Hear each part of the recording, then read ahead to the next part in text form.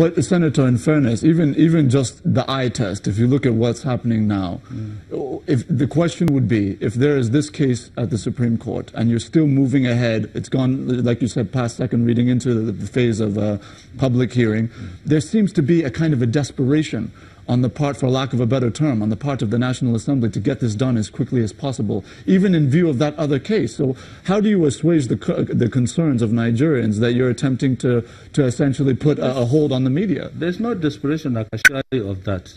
That is why I said, yes, I agree. It will be prudent to wait for the Supreme Court's final judgment on the matter. And nothing stops us from collecting views and looking at them. Like I told you, sometimes in 2009, when the first public hearing was held, of course the case was still going on. And some of what we have today on the bill are some of the areas of agreement that were reached between the stakeholders. So if they were mindful of the case, nobody would have needed to do that.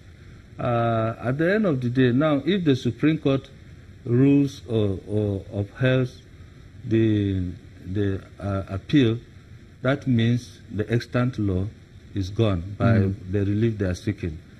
But unless the Supreme Court rules that we cannot legislate on press in the country, then we cannot do that.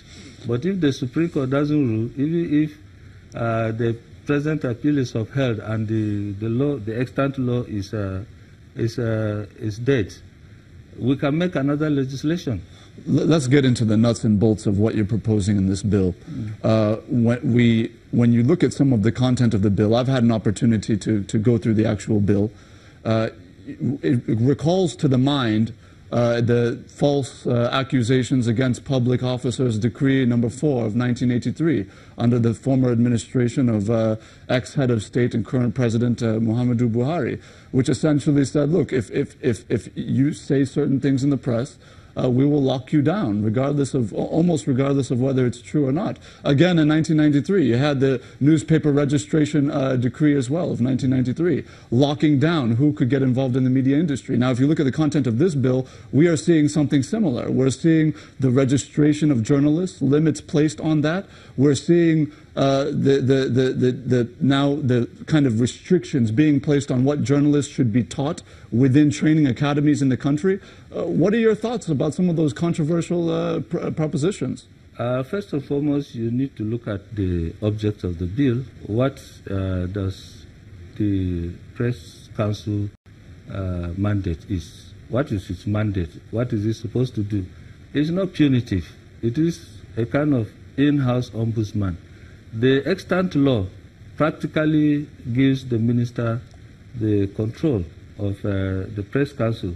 But the present bill is trying to remove some of those obnoxious provisions.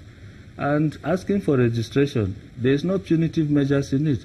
If the Press Council is existing, all the practitioners in the field, you are asked to come and register. You don't have to. There is nothing that forces you to come and register. Unlike the previous laws you are citing, there are punitive measures attached to them. They are draconian and you could be dragged to jail and so on and so forth. I agree that some of the provisions there, that is the essence of holding a public hearing, where people can make their suggestions and we'll take them into cognizance, and they will reflect in the final outcome of the bill. Not every provision there, even I personally will agree with, because, like I said, it is a bill that started from the House of Assembly, I beg your pardon, from the House of Rep, out of talks between the stakeholders. And every part of the bill is susceptible to further better amendments, as it were. If the ultimate aim of that bill is to give the press a self-regulating ombudsman, not a court or tribunal that is punitive in nature, that is judicial in nature. That is the ultimate. And that is what we are intending to arrive at. we expect that stakeholders in the industry will work with us to come out with something like that. God forbid it, if the appeal is not upheld, then you are stuck with the extant law. What do you do?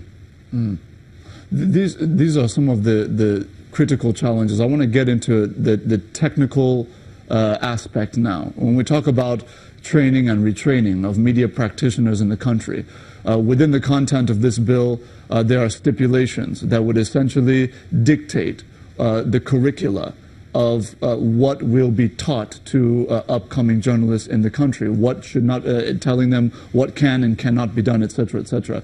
Now, in view of this, taking that power away from, for example, the Nigerian Universities Commission, the NUC, some of the Technical Board of Education, etc., etc., are we not essentially threatening the ability of, creative artists to be able to freely express themselves? I think those provisions are more suggestive than compelling. You are not compelling anybody to do that. And you are not even compelled to register with the Press Council. Now, all forms of education will take place, and there are statutory bodies required to design the curriculum of institutions. That does not preclude any organization from also adding what they want you to acquire. Distinguished, at this juncture, we're just going to throw it over to our Lego studio where my colleague Chamberlain is standing by. Chamberlain?